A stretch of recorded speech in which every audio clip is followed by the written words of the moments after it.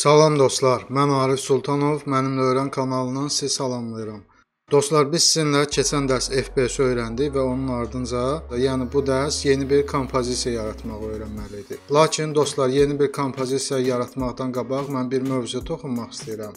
Bu mövzu da video icazələridir, yəni video resolution. Dostlar, əslində mən bunun üzərindən keçə də bilərdim. Yəni bir çox kurslarda, dərslərdə bunun üzərindən keçilir, çox da vurğulanmır. Söhbət nədən gedir, mən sizə göstərim. Məsələn, burada video ölçüləri var. Burada məsələn deyilir HD, Full HD, 4K, 5K deyib üzərindən keçirilir, amma onun tam olaraq nə olduğu izah olunmur. Mən istəyirəm bu dərsi sırf video resolutionlara, video ölçülərinə ayırım və istəyirəm ki, siz tam olaraq video ölçülərinin nə olduğunu, nədən yarandığını biləsiniz. Dostlar, bir daha vurğulayıram, kimlər ki bu kursu mənimlə bərabər axıra kimi gedəcək, onlardan çox xahiş edirəm ki, bu mövzunu, bu dərsi diqqətlə izləsinlər. Gəlin, başlayaq. Mən resolutionu sizə aydın izahlı formada izah eləmək üçün internetdən şəkillər yükləmişəm və bu şəkillər əsnasında sizə izah eləyəcəm. Baxın dostlar, burada resolution yazılıb. Resolution yəni bunun video icazəsidir, video ölçüləri də demək olar. Baxın, burada var 4K Ultra HD, 1080p Full HD, 720p HD və 480p SD. Burada isə hər video resolutionun, video icazənin şaquli və üfüqi olaraq piksellərinin sayı qeyd olunub. Yəni burada şaquli olaraq 1920, üfüqi olaraqsa 1080 piksel var. Həmçində burada şaquli olaraq 1280 piksel, üfüqi olaraq 720 piksel. Sağda isə piksel count, yəni ümumi piksellərin sayı. Məsələn, 4K Ultra HD-də 8.294.400 piksel var. Digərləri isə baxın burada sağda qeyd olunub. Dostlar, resolutionun nə olduğunu tam anlamaq üçün pikselin nə olduğunu bilməliyik. Baxın, burada 1080p, bəzən buna 1080 piksel deyirlər, 720 piksel və 480 piksel deyirlər.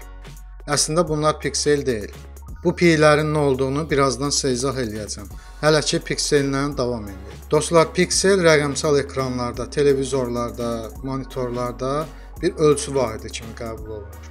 Baxın dostlar, bir ekranın şaquli və üfüqi piksellərinin sayını bir-birinə vuranda resolution, yəni ekran icazəsi alınır və həmən icazənin sayında olan pikselləri tapmaq olur.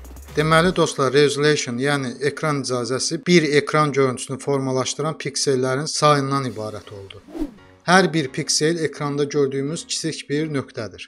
Bütün bu kiçik nöqtələr, yəni həmən piksellər birləşib böyük bir şəkli əmələ gətirir. Dostlar, resolutionu siz görüntünün böyük keyfiyyəti kimi də təsəvvür eləyin. Aydın məsələdir ki, 4K-nın görüntü keyfiyyəti 1080p-dən, 720p-dən və həmçində 480p-dən daha yüksək olacaq. Dostlar, bu resolution, yəni ekran icazəsi mövzusunu tam dərin qavramaq üçün gəlin televizor ekranlarını təsəvvür eləyək. Təsəvvür edin ki, sizin evinizdəki televizor 8K-nı dəstəkləyən bir televizordur. Siz telefonla hər hansısa bir video çəkmisiniz və o videonun ölçüləri 720p-dir. Siz həmin 720p ilə çəkilən videoya 720p-ni dəstəkləyən televizorda və 8K-nı dəstəkləyən televizorda baxsaz, 720p-də daha keyfiyyətli görünəcək.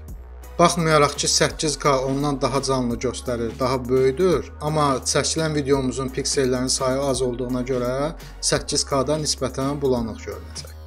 Keçək növbəti şəklimizə. Baxın dostlar, bir növ belə izah edeyim də. Televizor dükanlarında, məsələn, görürsünüzdə böyük ekranlı televizorlardır, müxtəlif ölçülü ekranlı televizorlardır. O televizorlarda videolar gedir. O videolar həmən televizorların yaddaşında olan videolardır. Fikir versiniz necə keyfiyyətli, rənglər canlı görünür. O televizorların həmin videoların keyfiyyətli göstərməsi o demək deyil ki, siz o televizoru alıb, gəlib evdə quraşdırıb, televizor açıb hər hansısa bir verilişə baxsınız, o keyfiyyətdə görsənəcək. Xeyr, sizin televizorunuz 8K-nı dəstəkləsə belə, televizorda baxdığınız kanallardakı verilişlər 8K-nı dəstəkləməyəcək. Yəni 8K keyfiyyətində o verilişə baxa bilməyəcəksiniz. Bilmirəm, fikrimi izah eləyə bilirəm yoxsa yox, yəni həmən verilişin keyfiyyəti də 8K-nı dəstəkləməlidir. Deməli dostlar, 8K-nı dəstəkləyən televizorda həmən keyfiyyətli bir videoya baxmaq üçün həmən videonun özünün də keyfiyyəti, yəni resolutionu 8K-nı dəstəkləməlidir. Dostlar, bayaq sizə bu pinin piksel olmadığını qeyd eləmişdim və dedim birazdan qayıdacağam. Çox adam bunu 1080 piksel kimi bilsə də, 1080 piksel kimi tələffüz eləsə də, bu piksel demək deyil. Gəlin bu şəkildə baxaq dostlar. Fikir verin dostlar, burada 1080p ilə bərabər 1080i də var. Dostlar 720p, 480p, 1080p o deməkdir ki, progressiv skan. Yəni daimi, davamlı skan. Dostlar indi çox görünməsə də, əvvəllər çox gördüyümüz 1080i, 720i, 480i isə o deməkdir ki, interlaced, yəni davamlı yox, yəni aralıqlı skan. Yəni bu p-nin, i-nin resolutionla, piksellə heç bir əlaqəsi yoxdur. 1080p ilə 1080i arasındakı fərqi mən sizə növbəti bir şəkildə izah edəcəm. Baxın dostlar, o 1080-in 720-nin qarşısında olan i interlaced skan deməkdir. Yəni ilk öncə sürətli olaraq 1-ci, 3-cü, 5-ci, 7-ci, 9-cu, 13-cü sıradakı piksellər yanır. Onun ardınca isə cüt formada digər piksellər yanır. Və bunlar o qədər sürətli olur ki, bizim gözümüz onları ayırd eləyə bilmir. Bunlar ikisi davamlı olaraq yanır və bizim gözümüz bu şəkli görür. Progressivdə isə, yəni 1080p, 720p, onlarda yazılan p o deməkdir ki, yəni piksellər progressiv formada, yəni interlaceddə olduğu kimi aram-aram yox, hamısı eyni vaxtda yanır və bizə şəkli göstərir. Bunun fərqi nədir, hansı keyfiyyətlidir desəz, əlbəttə ki, p yazılanlar daha keyfiyyətlidir. Növbəti şəklə keçək. Baxın dostlar, sağda progressiv görüntüdür, solda interlaced görüntüdür. Bu görüntüləri video kimi təsəvvür edib və gedən videonu ani bir vaxtda saxlayanda görəcəyimiz görüntülərdir. Progressivdə bu cür dəqiq görünəcək, interlaceddə isə bu formada görünəcək.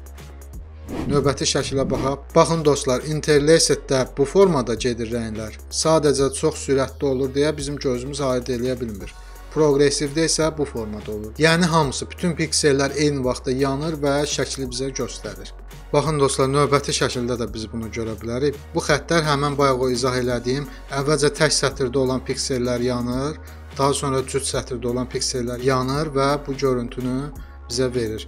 Həmən video pauza verəndə onu aydın görmək olur. Sağdakı isə progressivdir, yəni p-dir. Deməli, nə oldu dostlar? Həmən 1080-in 720-nin qarşısında olan p, piksel yox, progressiv deməkdir. Piksel isə bizim ekranda gördüyümüz həmən kiçik nöqtələrdir. Məsələn, dostlar, təsəvvür edin ki, bu riyaziyyat dəftərinin bir vərəqi bizim televizorumuzdur, televizorumuzun ekranıdır. Üzərindəki kvadratlar isə həmən piksellərdir. Bu şəkildə də fikir verin dostlar, bu kvadratlar həmən piksellərdir.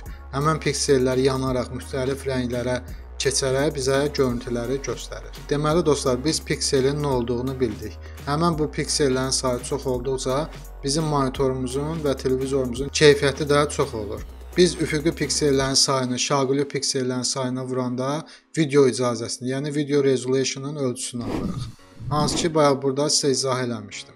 Dostlar, burada bir şey də qeyd edeyim. Baxın, burada yazılıb 4K UHD 3840-ın 2160-a, piksellərin ümumi sayı da 8.294.400. Dostlar, texniki baxımından bu 4K demək deyil. Sadəcə bu ölçü 4K-ya yaxın olduğuna görə buna 4K UHD deyilir. Dostlar, biz buna buradan da baxa bilərik. Hansı ki, bunu növbəti dərsdə keçəcəyik. Baxın dostlar, UHD 4K-nın ölçüsü 3840-ın 2160-adır. Hansı ki, burada da qeyd olunub. Amma biz 4K-ya gəlsək, fikir verin, 4K-nın ölçüsünün 4096-nın 3112 olduğunu görərik. Yəni, əsl 4K əslində budur. Bəzən televizorlar satanda da UHD-ni 4K adı ilə satırlar, amma əslində bu tam olaraq 4K deyil. 4K-nın ölçüsü budur dostlar, 4096-nın 3112-yə. Bugünkü dərsimiz bu qədər dostlar. Bugün biz sizinlə video resolutionları, ekran icazələrini və pikselləri, həmçinin P və I-nin fərqlərini, progressiv və interlacedin nə olduğunu öyrəndik. Dərsim sizə faydalı oldusa kanala abunə olmağı və videonu bəyənməyi unutmayın. Sağ olun, gələn dərsdə görüşərik.